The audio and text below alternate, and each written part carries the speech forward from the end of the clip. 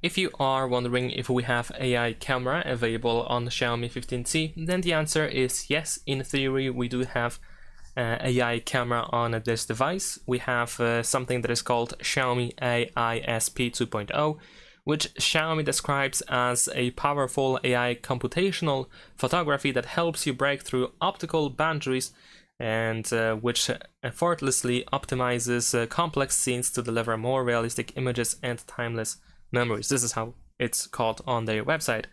In reality, of course, this technology can be used to, for example, adjust these photos slightly to make them slightly look better. And of course, these changes are usually visible once you take the photo.